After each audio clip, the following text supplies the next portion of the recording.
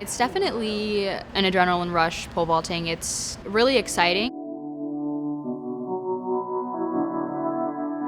You have all these nerves. It's like you're nervous, but once I'm running down the runway and as soon as I plan, it kind of just goes dark a little bit.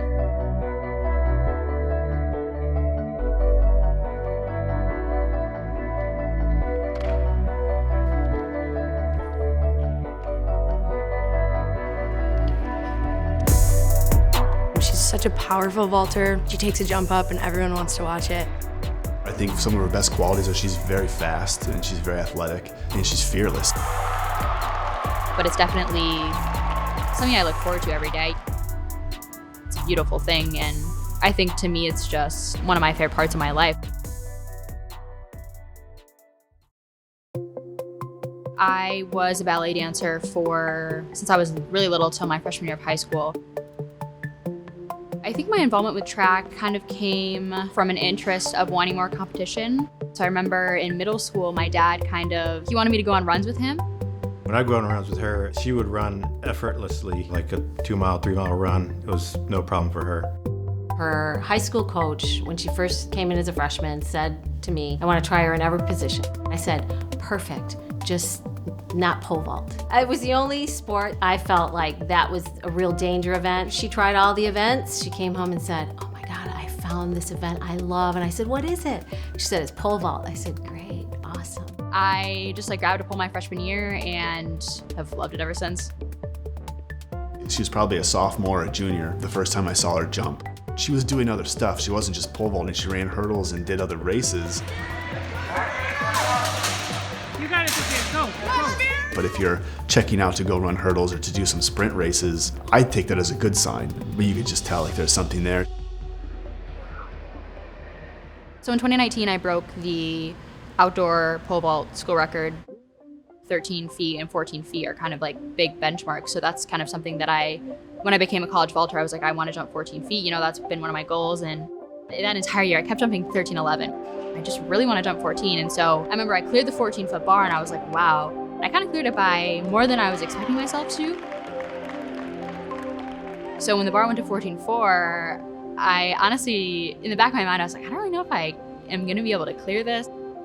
I think that was one of the first times I got the clap going. A little anxiety at first, but then, excitement, it's awesome. But at that moment, I think she just needed a little more energy to keep going, and that definitely gets you a little more pumped up. The more jumps you take, the more tired you get. She needed the energy from the crowd while the crowd was behind her. Everybody was clapping, everybody was standing up.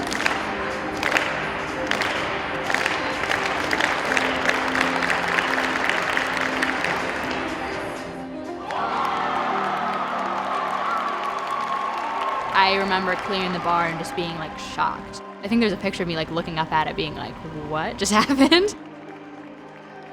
She killed it. When she went over that bar, it's great for a parent to see in her eyes, as soon as she went over that bar, her face lit up and she had her hands here and she knew that she had cleared it and she had broke the school record. So it was really exciting.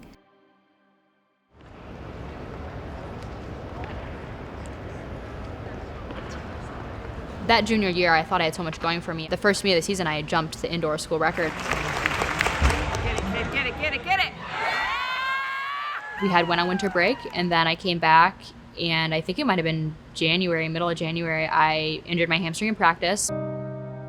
Sophia got injured. It was the first time ever she had ever been injured. So the first time she hurt her hamstring was a very pivotal moment in her career. It's like you're struggling with not being able to compete and also having your identity kind of taken away from you for a moment. It was hard because hamstring injuries are just so annoying. It's like every time I thought it was better, I fully went to a meet thinking my hamstring was healed and I completely messed it up at that meet and I couldn't jump.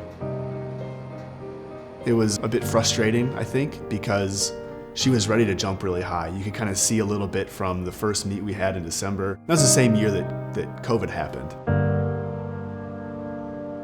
And so I think with COVID, it quite literally forced me to stop doing what I was doing. I took probably a couple months off, just really doing pretty much nothing. Having COVID hit, it honestly healed it up, and that was kind of a blessing in disguise. Obviously at the time I didn't like that, but after the fact it actually helped a lot.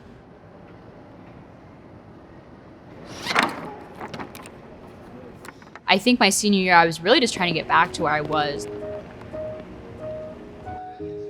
It was really frustrating. I think I went into indoor Big Tens really just questioning my confidence.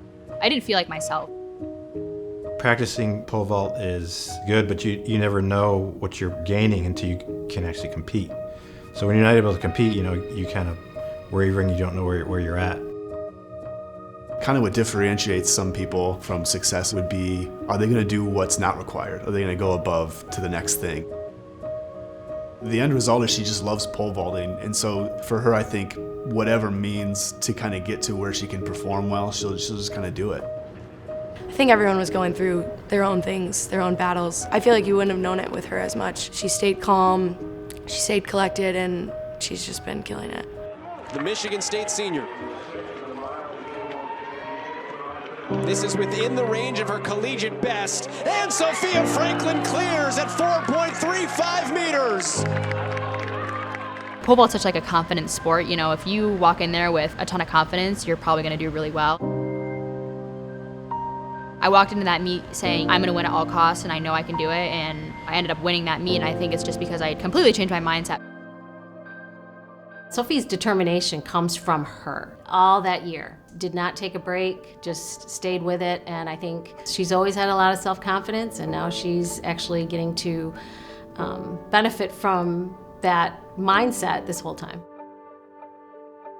Pole vault has shaped me. I think it's really taught me that you're gonna have bad days, and you kind of got to work through there, and that doesn't define who you are, and I think it's taught me to really enjoy the good moments. She has become a leader on the team. She has always had this drive, but now she's spreading that drive to other people. She always wants me to succeed just as much as she's succeeding. This is our last year together before we're both done with our time at Michigan State. I didn't think I'd get emotional like this, but clearly her friendship means a lot to me, and she's just awesome to be around.